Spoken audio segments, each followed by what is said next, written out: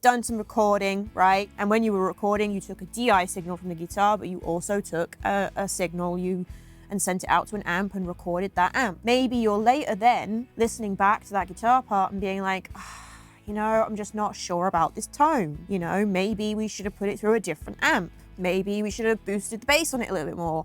Maybe we should have flicked the tremolo on. These are all things, if you have a DI'd signal, are a really easy fix because you can just send that DI'd signal back out using a reamping box and re-record the guitar amp without having to play the part again.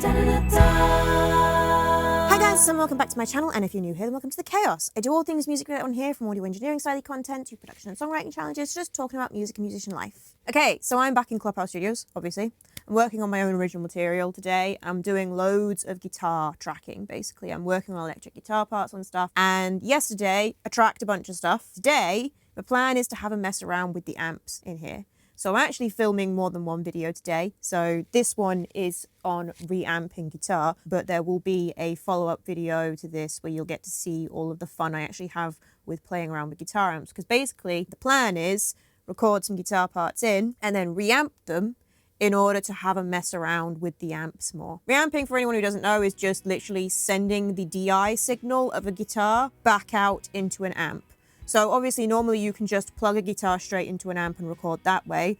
When you're in a recording studio setup like this, what you're more likely to be doing is being plugged into a DI box, and then that DI box usually will usually split your signal. A lot of studios will have a signal that is just the guitar DI, just the raw signal out of your guitar through the DI box, goes straight into the interface, goes straight into Logic or whatever DAW you're using. And then the other signal will be sent out to whatever amps you want to use. This is so that you can take a DI signal of the guitar so that if you want to, you can reamp at a later date. Or sometimes also just, you know, a lot of people will swear by bass guitar in particular, taking a DI'd signal as well as the amp signal, because using the DI can help you get a bassier bass tone. Because you can just use the original DI'd signal as part of your mix as well without doing anything else to it. It's always just generally a good idea when you're recording a guitar that can be plugged in, whether it's an electroacoustic guitar or an electric guitar or a bass guitar that you're dealing with.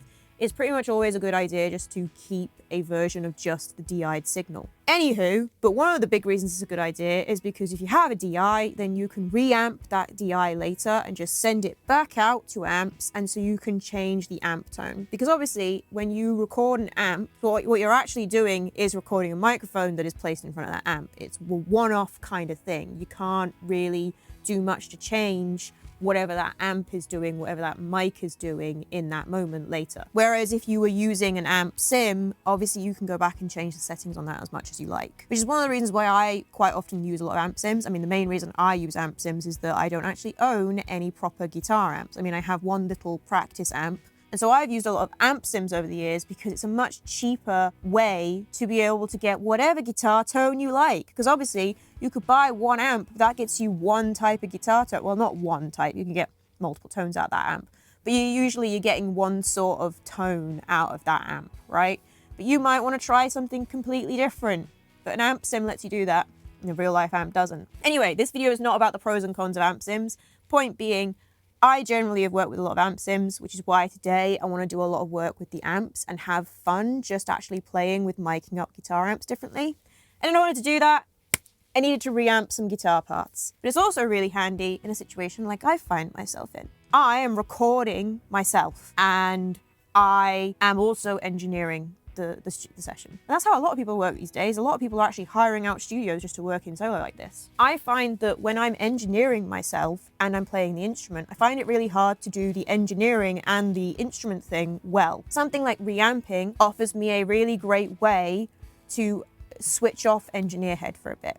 So when I recorded these guitar parts in that we're going to look at today, because I've got a little project open here, and I've got 3 different electric guitar parts that I recorded yesterday, and I've just been comping and sorting out the timing and stuff on them so that we can reamp them. But when I recorded them in, I just prioritized just getting the settings on my guitar right, my settings on the DI box right. I did record the amps at the same time, so you can see if you look on this project, each of these has a DI signal and it's also got an amp signal. I did record it through the amp that I was thinking I would likely use for these individual parts at the time, because I wanted to make sure that it was sounding roughly right. So basically I got a rough idea of the tone but I didn't worry that much about getting the perfect exact guitar tone I wanted. And that way I could just focus on tracking.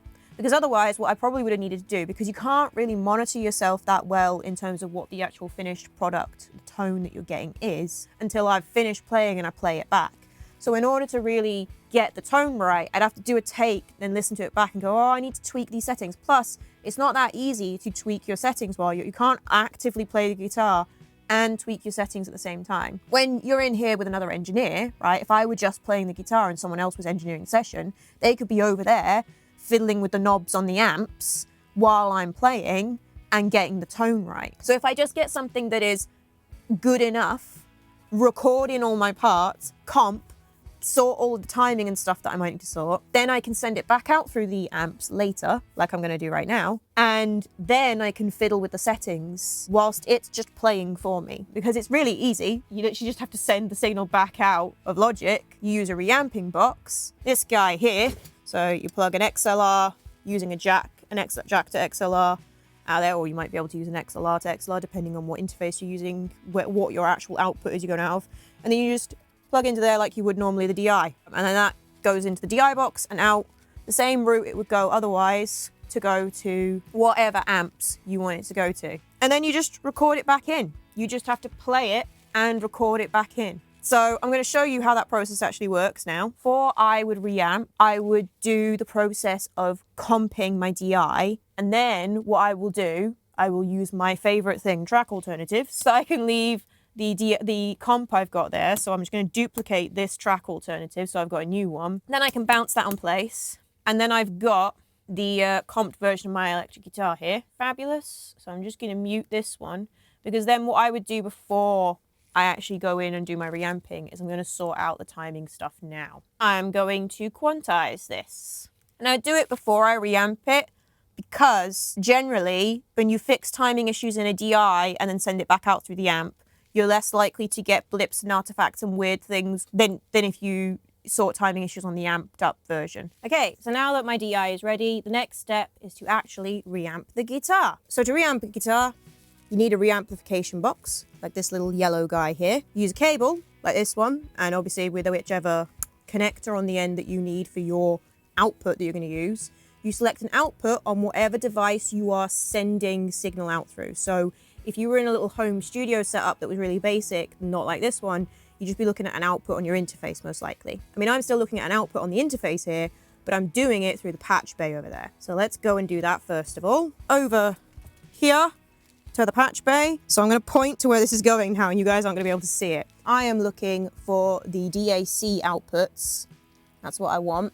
And I'm going to select 15. So 15 is here. So 15 on my interface. That's the output I'm going to use. Then I'm going to take this blue lead, which is what is connected up to the DI box over there that I'll show you guys in a minute. And I'm going to plug that into the output here, the same way I would normally plug this into my guitar. That blue lead going in there, into that guy.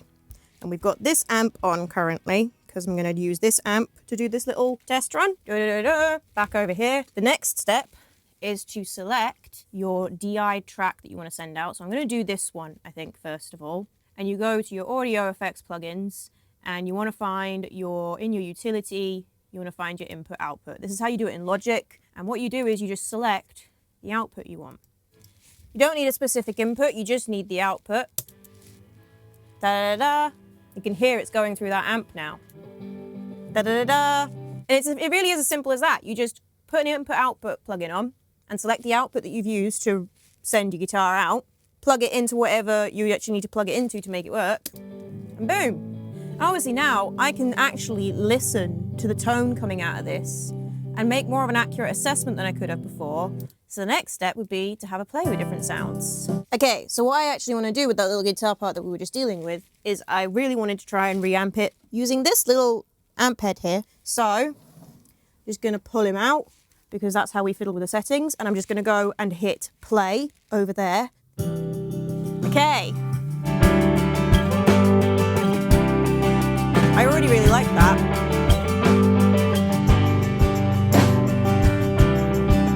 It's maybe a little bit heavy on the bass.